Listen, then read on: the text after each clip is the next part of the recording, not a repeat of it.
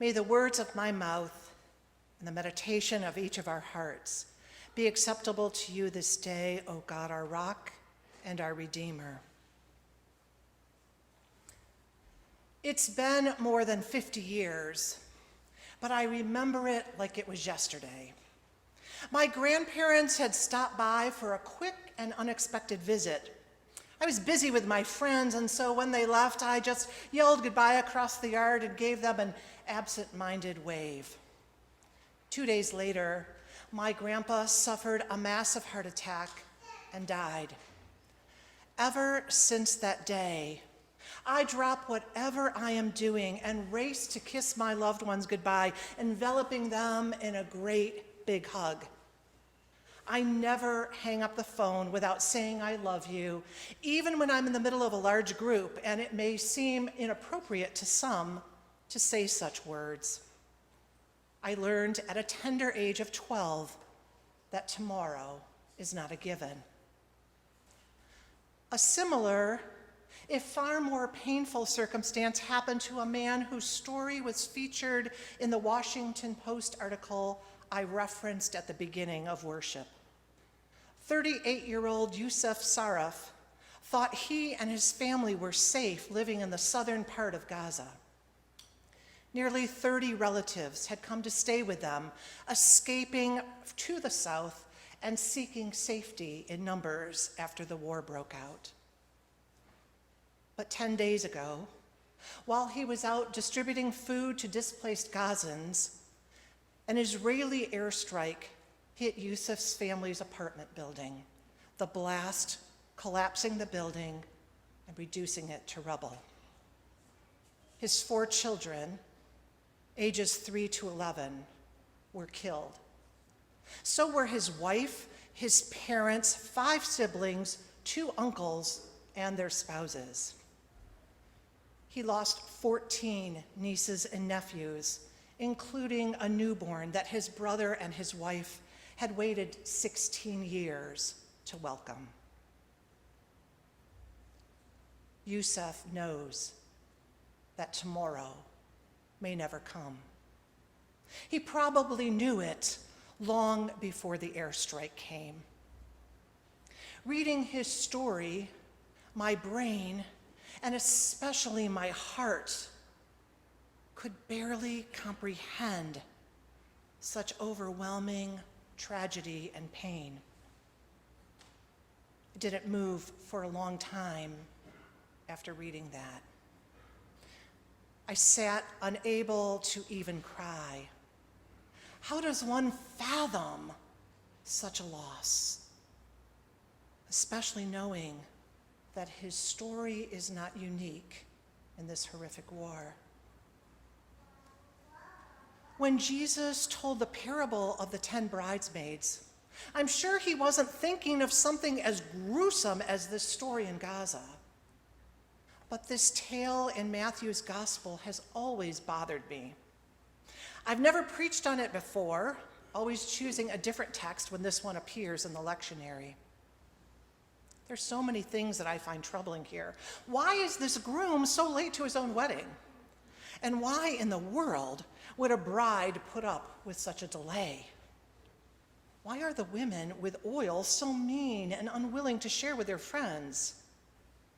And when the groom finally does appear, how dare he blame the bridesmaids for their tardiness and then shut the door in their faces?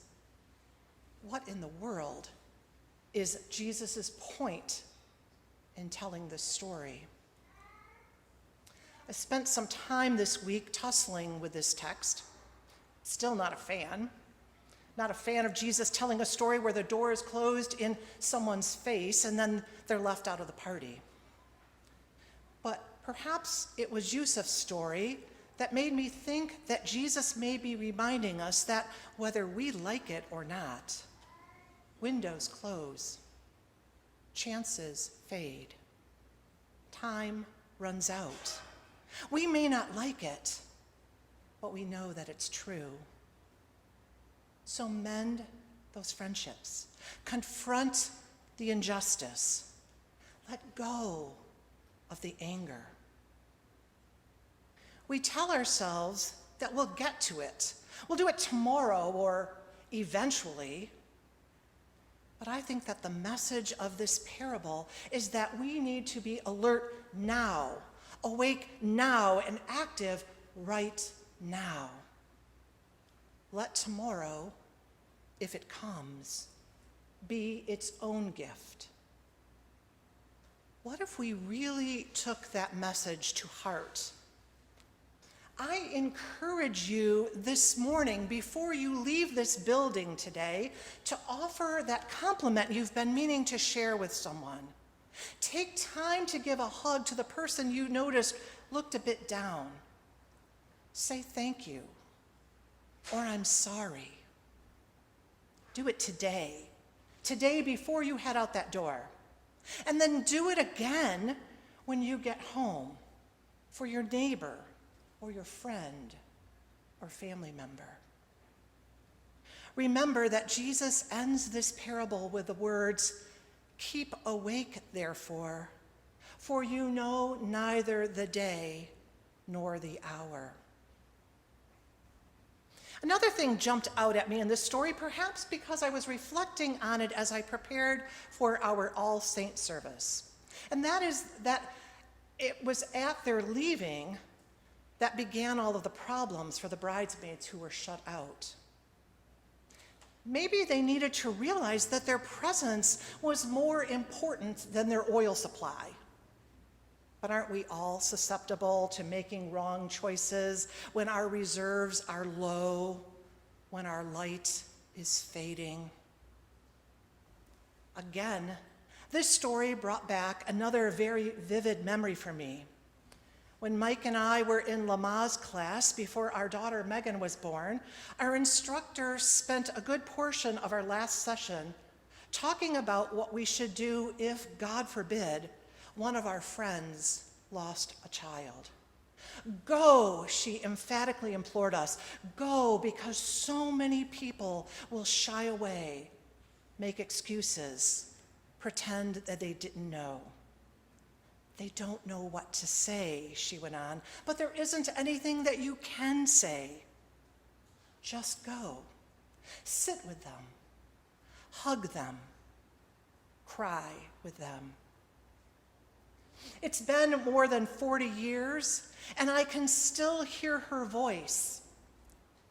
We were young, invincible. None of us, I'm quite sure, had even ever considered such a possibility. But those words have echoed in my head and in my heart for decades. And when we lost Megan, I knew how true they were.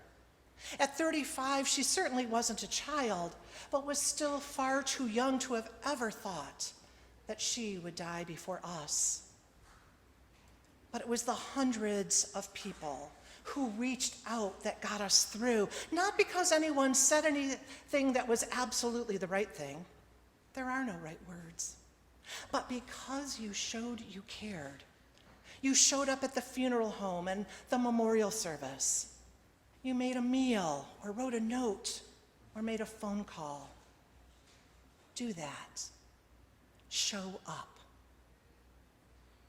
I'm not sure I'll ever be a fan of this parable, but I'm pleased that when I took time to struggle with this text, buried in it were some points that stymied me, and that I may have uncovered some good news that Jesus is trying to impart here.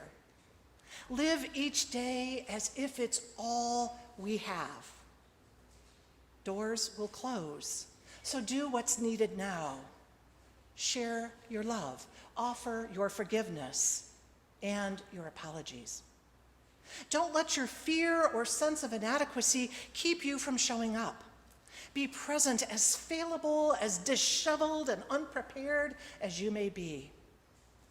For those around you, cherish you, not your half-empty flask of oil. Your lamp is not the point. You are. So show up. Stay.